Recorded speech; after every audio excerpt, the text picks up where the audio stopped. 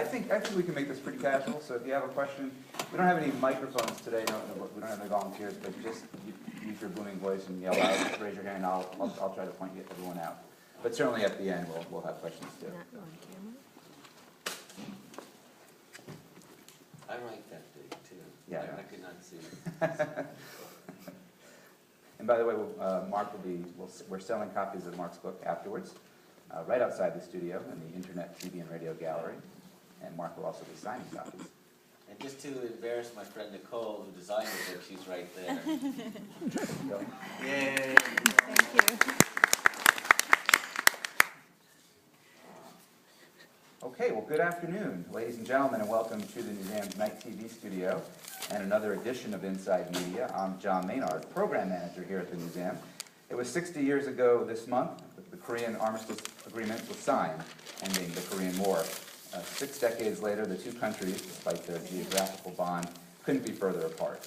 While South Korea has emerged as a 21st century economic and industrial powerhouse, North Korea has remained virtually closed to outside visitors and influence. Today we look at these two contrasting countries through the eyes of award-winning photographer Mark Edward Harris, whose two new pictorial books, South Korea and North Korea, provide remarkable images from both countries. Mark has visited and photographed in over 80 countries, and his editorial work has appeared in numerous publications, including Life magazine, Condé Nast Traveler, Harper's Bazaar, Elle, and the New York Times. Mark got his start in professional photography shooting stills for the Merv Griffin Show. Everyone remember the Merv Griffin Show? Yeah. As well as various TV and movie companies. And his commercial clients range from The Gap to Coca-Cola. He is also the recipient of the prestigious Clio and Ace Awards, and his most recent book, Mark Edward Harris, Wanderlust, led him to being named Photographer of the Year in 2004 at the Black and White Spider Awards. Please welcome Mark Edward Harris. We're going to jump right into the PowerPoint, but just very briefly tell us how these two books came together. Well, I've always been fascinated by events on the Korean Peninsula. 1997, I finally had my chance to go to North Korea for the first time. And as soon as I got to Seoul, I looked into tours up to the DMZ and had a chance to go to Panmunjom. I'm not sure why that place fascinated me so much. I mean, I grew up eating TV dinners with my folks in front of the TV and watching the Vietnam War. Mm-hmm. But as a student of history, my bachelor's is in history, my master's is in photography and history. I've always been fascinated by places off the beaten travel path. I'm sort of an urban explorer. Mm-hmm. And I would always dump people on Hangman, named the capital of North Korea. And very few people could beat me, with Pyongyang. But it really was that fascination with places that maybe in a way that we were at odds with. When I was 18, I went to the Soviet Union, to Siberia, traveled out there, went to Vietnam in '92 before we had relations with them. Never to judge good or bad, right or wrong, but just to see what's out there. Mm-hmm. And having a camera is incredible because that gives you a chance to explore sometimes in a deeper way. And I've been very fortunate. I never use the word luck because it takes a lot of hard work to do all this stuff. But I've been very fortunate over the years to be able to explore some pretty amazing places. We all know what a secretive country North Korea is. So I guess an obvious question is, what kind of obstacles did you face when you were shooting there? And they don't like to use the word minders, but you're assigned people to take you around. And the more they get to know you, the more relaxed they are with you. And it opens up photo opportunities. I mean, they just want to show you the positive things. I want to show daily life as best as I can. But I do really go in with an empty cup, trying to show what I want to, I really want to get across what is daily life, give the outside world glimpses into daily life there. If all of a sudden there was a fight that broke out on the street, my minder was, and it didn't happen, I didn't see that at all. But if a minder was there, they would quickly try to get me away from that, or look at my camera and try to delete the photos. I mean, these are the obstacles you're up against. I mean, just getting into country is not that easy. But it was 2008, my first time in North Korea was 2005, but 2008, going in with the New York Philharmonic. How many people remember the concert when the New York Philharmonic went there? Yeah, that was really a turning point. Oh, my friend Brian Wilkins from CNN was there. He better remember it. Because he's not even 40, so his memory is good. But that was a turning point because we had much more access, and they couldn't just say, you can't shoot that, you can't shoot this. And so that really gave me a great opportunity. And also, I think because of that project, I mean, I had the UN ambassador to the North Korean ambassador to the UN came to my opening at the Korea Society in New York, saw the images. I think they saw that I was pretty fair with things, and so that I think allowed me to continue to do work. And certainly, countless reports by various organizations that report on the standard of living in North Korea, and it's deteriorated to, in one quote, with extreme levels of deprivation. Yeah. Obviously, your minders would not let you go to any parts like that. Well, no, not necessarily, no, because once you get out of Pyongyang, and I've traveled probably at least 1,000 miles now throughout North Korea. When I got to the East Coast, I was able to go to towns. The whole, in other words, Pyongyang can be a showcase city, but they're not going to adjust the whole country for a few foreigners that are traveling through there. So I was able to really witness daily life and sometimes scenes of poverty, which you'll see when I show some photos. Especially along the East Coast and the industrial towns. And there's no way around it. Once you're allowed to go there, there's no choice. You're going to see that sort of thing. And though they're not thrilled about you photographing that, they weren't glued to me the whole time. And there were a few times where they wanted me to erase, and I don't want to use the word minders, that really upsets them, but the people taking me around did want to erase some images. Fortunately, they were not erased. I mean, they were, but they had already been backed up.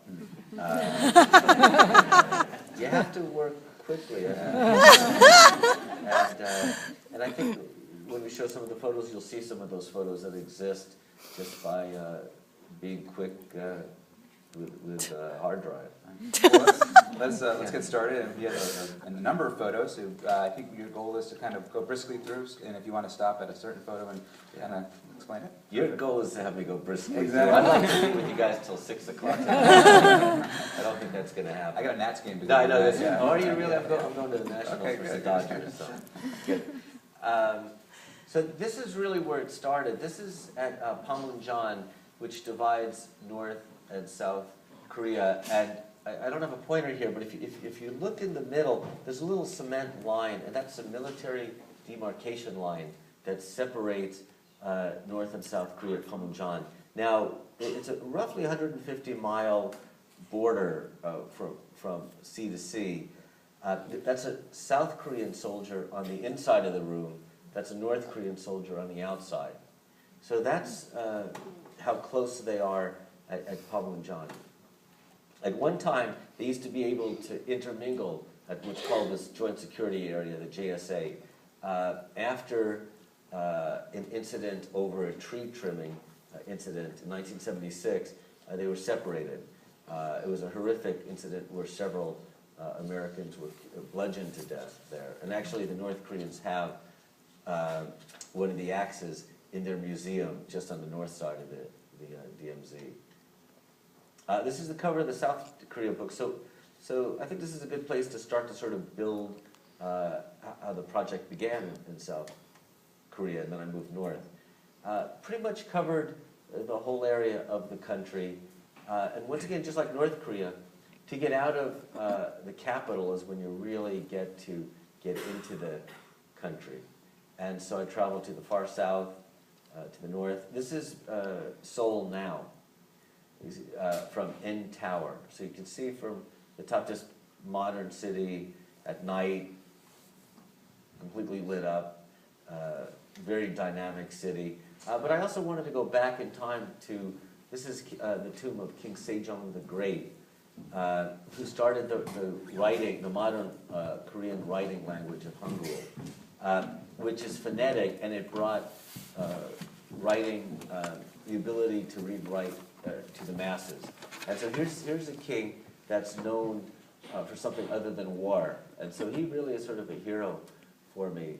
What's interesting is he's buried in this burial mound with his wife, and then the king next to him in the next burial mound had his wife buried separately. Basically said, I don't want to be with her for eternity. So, I mean, you really have to get along with somebody to be with them for eternity. Yeah. So this is another burial mound further in the south. And I really do try to wait for that extra element when I teach photo workshops. I talk about that. If you just shoot the mound, okay, it's just a lot of grass growing over something. But these people mowing the lawns, I think, gave a little bit extra energy to it.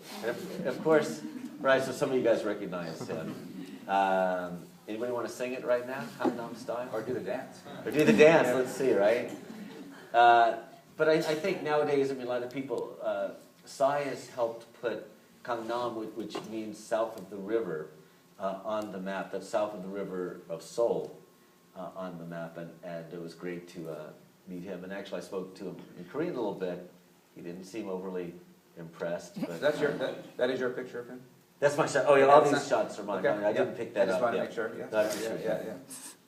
Yeah, that was great to have a chance to meet Seoul. I mean, he really has put K-pop, which I really enjoy actually. Now, fortunately, we're not being taped, so I can say he's not my favorite. Right? We are being taped. I know. TVXQ is my favorite band. Does anybody know them at all? TVX Tongbang Shige? Oh, there we go. We have somebody. We have one person in front of it. This is why Psy's more famous. But I went to a couple of different. I wanted to really give the full picture of North and South Korea, and so I did go to Mnet Countdown, some other shows where they have K-pop, and of course Taekwondo, which is a martial art, which is very popular in South Korea, and going to a baseball game. Which is, I actually prefer going to baseball games in Japan and Korea because they have cheerleaders. And there's a lot of energy. So just imagine a football game, bring the cheerleaders from that game to a baseball game, and I think you've really got, you might want to go 11 or 12 innings. And so now in LA, who's unfortunately not pitching tonight, the Dodgers are in town, but he's not pitching. But I'm doing a cover story for a Korean magazine on him, and so this is Ryu pitching. I'm not a sports photographer per se, but when you're sort of a travel journalist, you have to wear a bunch of different hats. And Kim Yuna, how many people know Yuna Kim or Kim Yuna? She won the gold in Vancouver, figure skating, and so look for her at the next Olympics in Russia. And this was incredible. I mean, the hiking opportunities in both North and South Korea are incredible. This is an abalone farm. And this is in Yosu. This is an aquarium that is pretty spectacular. And once again, what I try to do with photography is I'll find something that I think works, and then I'll wait for the extra element. And so these kids walking through really gave some perspective, some interest, maybe there's something symbolic there.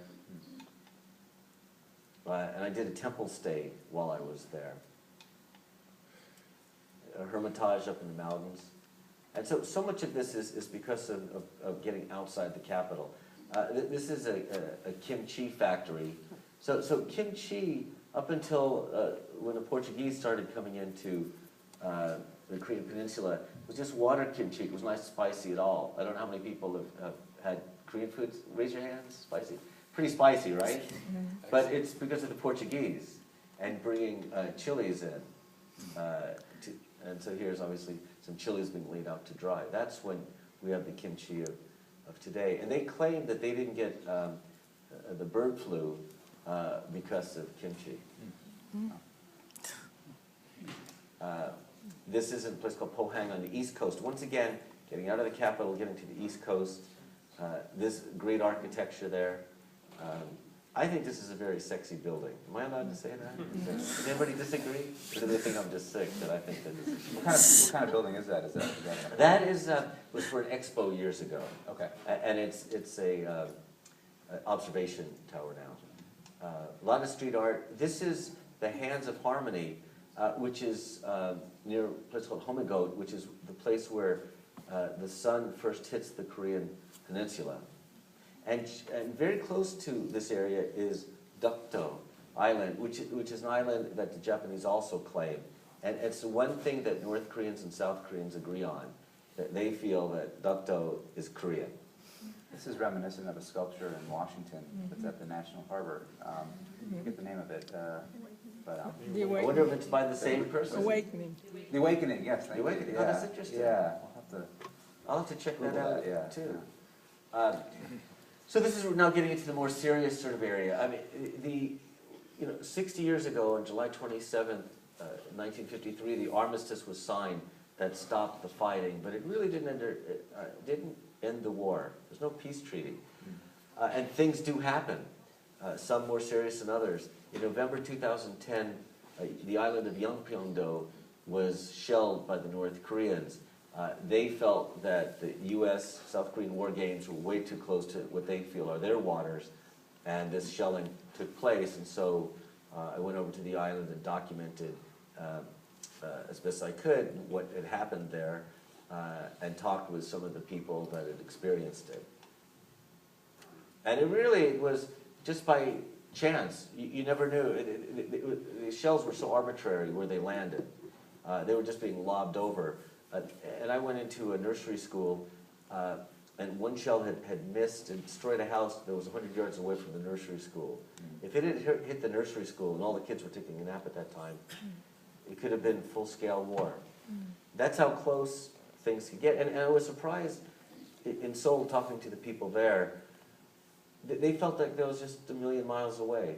Because they've grown up in the shadow of what's gone on there.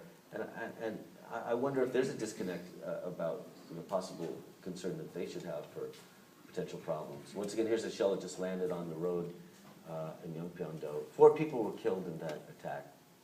Now going back, this is a former communist headquarters that is now, because of the way the DMZ sort of weaves in and out along the peninsula, is now on the South Korean side, and it's been retained for posterity.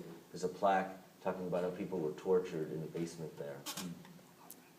And this is Taesongdong. I was very fortunate to get permission to go into areas that are off limits to people normally. And so this is the only village in the demilitarized zone on the South Korean side to be allowed within the DMZ. And the DMZ is basically 4 kilometers wide. I'm sorry, 5 kilometers wide. You can see in the distance possibly a very large flag, and that's a North Korean flag, flying over their village in the DMZ, which the West calls a propaganda village. And these are 2 kids at a school. There's 24